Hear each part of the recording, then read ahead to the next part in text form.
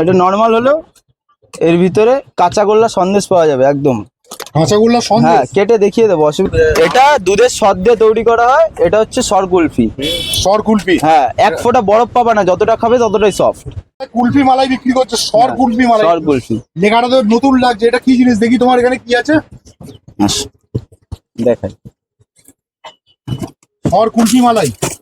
এটা নরমাল কুলফি লাগছে না, এটা 10 টাকাটা দাদা, এটা 10 টাকার কুলফি, এটা দই কুলফি, এটাও আছে আমার কাছে। আচ্ছা, সর কুলফিটা একটু দেখি। সর কুলফি দেখাবো, দুটো তফাৎ দেখিয়ে দিচ্ছি আমি। আচ্ছা, একটু বানাও না, কিভাবে বানাও দুটো বানাও।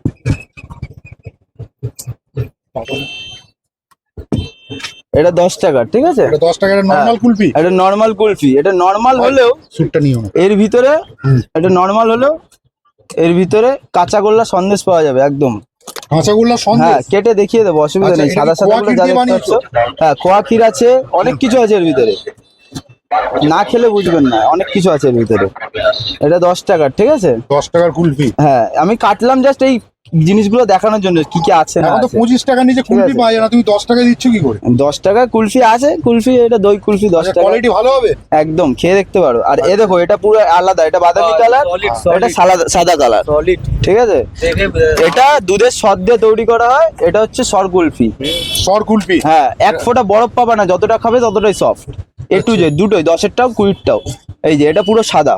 আচ্ছা, এটা এই যে। 20 টাকা দাম? হ্যাঁ, এটা 20 টাকা দাম। 10 টাকা দাম? এটা 10 টাকা আচ্ছা, দাম। এটাতে তোমার বলছে দুধের স্বর আছে, হুম। কোনো ফ্লেভার মেশানো নেই তো? কোনো কিচ্ছু নেই দাদা এর ভিতরে, কাজু, চিনি, কিশমিশ, পেস্তা বাদাম এইসব দিয়ে বানানো এগুলো। আচ্ছা, কোথায় পাওয়া যাবে তোমার এটা অ্যাড্রেস গুলো দাও। এটা আমার বাড়ির অ্যাড্রেস হচ্ছে বনমুনিয়া গাঙ্গুলি মোড়, ঠিক আছে? বনমুনিয়া গাঙ্গুলি মোড়।